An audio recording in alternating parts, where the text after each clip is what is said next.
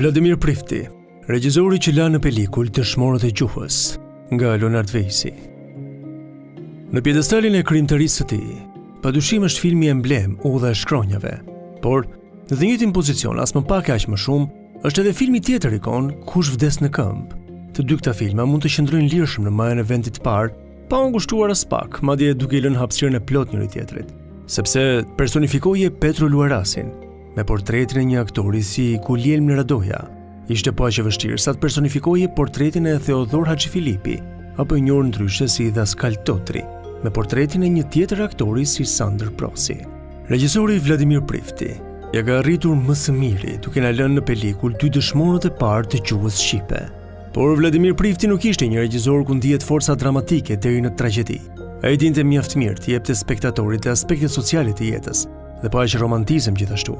Dhe këto i konkretizoi në filmat Era e ngrohtë e thellësive dhe Vjen një ditë, si dhe Flutura në gabinën time.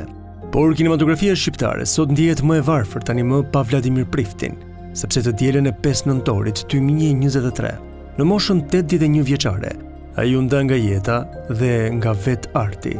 Por Vladimir Prifti ka lënë pas një pasuri të tërë, e cila do të vazhdojë të shkojë si ushqim shpirtëror për bresat, sepse gjithçka ka të bëjë me historinë, ka mbetur në bobina filmash të digitalizuar dhe mund të shihen në çdo kohë, pa pasur merakun e politizimeve dhe propagandës partijake, nga e cila nuk shpëtuan shumë filma të tjerë.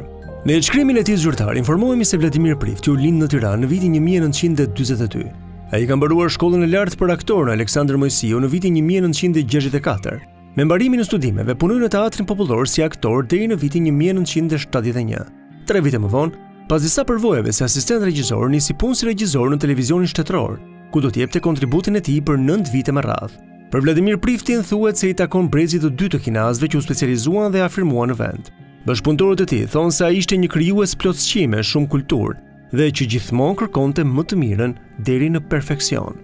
Vladimir Prifti, ose siç e quanin të gjithë ata që e njihnin nga afër, Lat Prifti, kishte një personalitet që të imponohej në heshtje. Ai konsiderohet si një nga regjisorët më të talentuar të televizionit dhe kinemas bashk.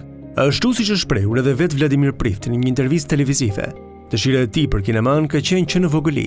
Madje regjisori Kristaq Dhamo, që xhironte një film tek Pazari i Vjetër, i ka sugjeruar djalit të ri e kurreshtar që mund të bëhej kineast vetëm nëse bënte shkollën për aktor. Pasi asaj kohe Shqipëria nuk kishte një shkollë nga ku mund të dilni regjisor. Krijimtarinë e tij si regjisor Vladimir Prifti e ndau mes radio televizionit shqiptar dhe kinostudios Shqipëria e Re. Rrugën regjisoriale nisi me ekranizimin e parë Gjenerali i ushtrisë së vdekur në vitin 1976, për të vazhduar më tej me Udha e shkronjave në vitin 1978, kur hidheshin themelet më 1978, Era e ngrohtë e thellësive më 1982. Kush vdes në këmbë më 1985, dhe Vjen një ditë më 1987, Flutura në gabinën time më 1988 dhe Dasma e Sakos në vitin 1998. Ashtu si firmën e tij mbajnë 8 filma artistik, po aq firmën e tij si regjisor mbajnë dhe disa filma dokumentar. Aleksandër Mojsiu, prodhimi i vitit 1975, Odise Paskali më 1977, Të bekuarit në vitin 2000, Butrinti në 2002, Legjenda e Baltës më 2003, Sked nga një qytetrim i hershëm më 2003, Rruga e Gnatja më 2005 dhe Skënderbeu, prodhimi i vitit 2012. Por ka punuar dhe në 3 filma me metrazh të shkurtër me shtëpinë filmike Eurofilm. Padyshim, ashtu si dhe shumë artistë të tjerë, edhe Vladimir Prifti ka pasur ëndra në sirtar që kanë mbetur të parealizuara, po aq edhe një sirtar me skenar të gatshëm, të cilët gjithashtu kanë mbetur pa u realizuar.